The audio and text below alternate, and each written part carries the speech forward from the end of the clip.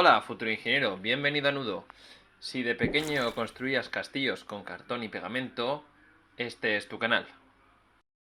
Hoy vamos a tratar el concepto de presión y las unidades que manejamos.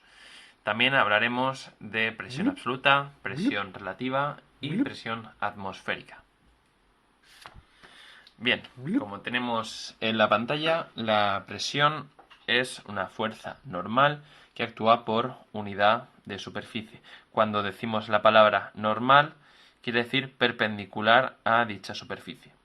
La fórmula, que la tenemos aquí escrita, es presión expresada en kilogramo fuerza o kilopondio partido metro cuadrado es igual al peso específico, en este caso del agua o del fluido que tratemos, porque estamos en hidráulica, se expresa en kilopondio partido de metro cúbico por la altura. Esta altura es la denominada altura de presión y lo voy a marcar por aquí. Altura de presión.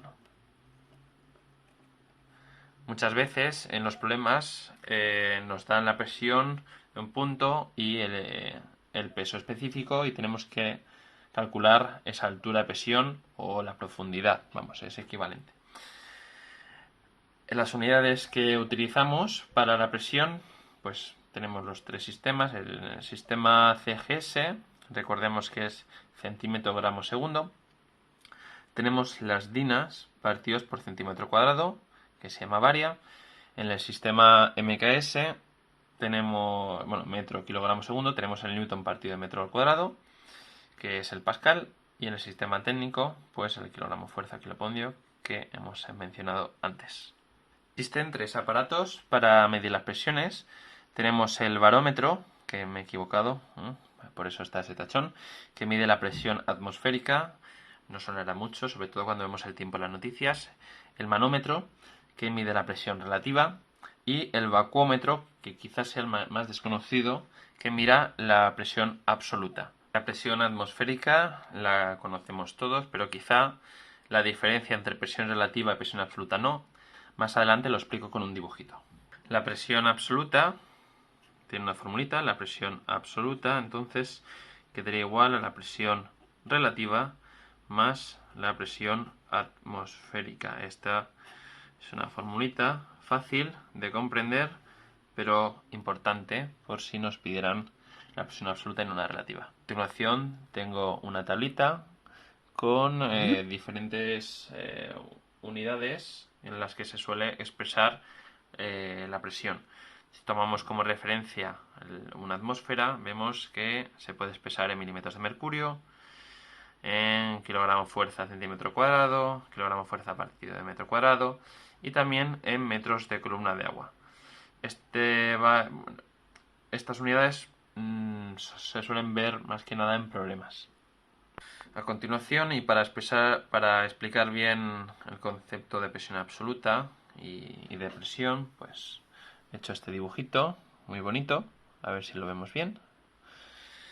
En el dibujito pues tenemos el fondo de mar, la línea de superficie del agua y la línea del espacio. Esto sería la atmósfera, con su nube, el espacio con su solecito y el mar, un pulpito gallego. Un pulpito gallego muy bueno. Bien, queremos calcular la presión que tenemos en el punto A y nos piden pues la presión relativa, es decir, sin contar la presión atmosférica. Pues bien, presión relativa es igual a peso específico del agua por la altura, esta altura de aquí, la altura de presión, y como bien sabemos, el peso específico del agua son 1000 kilopondios partido metro cúbico, la altura es 5, simplemente tenemos que multiplicar y nos da 5000 kilopondios partido de metro cuadrado. Simplemente, a nivel conceptual, es tener en cuenta la columna, ¿no? La columna de agua que tenemos justo encima del punto. Si nosotros estuviéramos buceando y tuviéramos la cabeza en el punto A, la presión que notaríamos sería la presión de la columna de agua que hay encima nuestra si se tratase de la presión relativa. Si nos piden, por el contrario, la presión absoluta, es muy fácil, hemos calculado la presión relativa, que es igual a 5000, y le sumamos la presión atmosférica, que como vemos en la tabla son 10.330 kilopondios partido de metro cuadrado. Simplemente hay que sumar, daría 15.330.